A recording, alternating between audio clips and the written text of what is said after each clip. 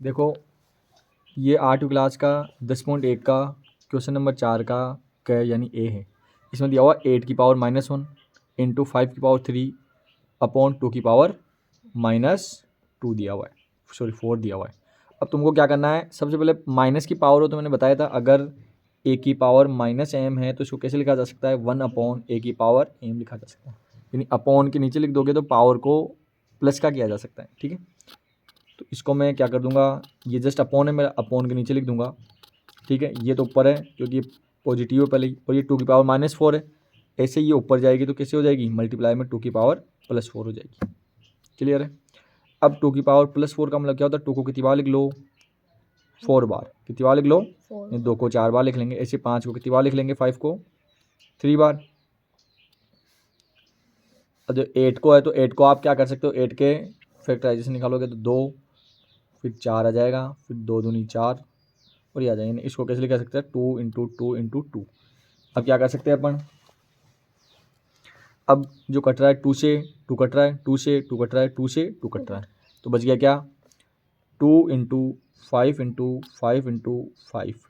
अब मल्टीप्लाई करके लिख दो इसको, या तो ऐसे लिखा जा सकता है इसको 2 इंटू 5 की पावर 3, ये भी आंसर के रूप में लिखा जा सकता है।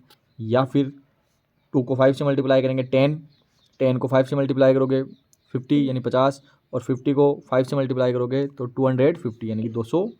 तो ये भी आंसर हो सकता है और ये भी आंसर के रूप में लिख सकते हो। क्लियर है।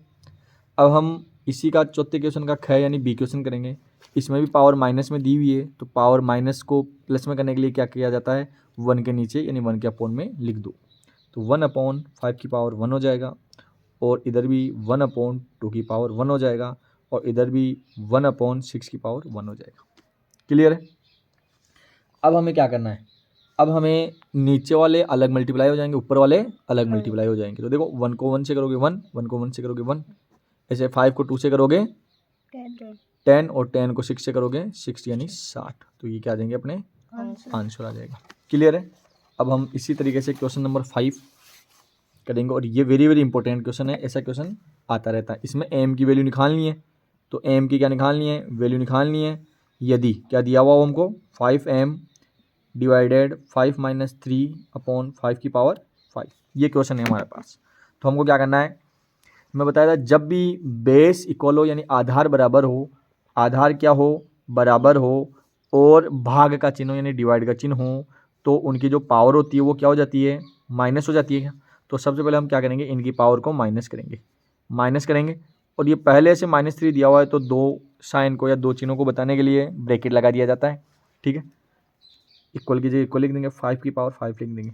अब आपको पता है माइनस माइनस क्या हो जाएगा, प्लस, तो ये प्लस के 3 हो गए, इधर हो गया 5 की पावर 5। क्लियर है।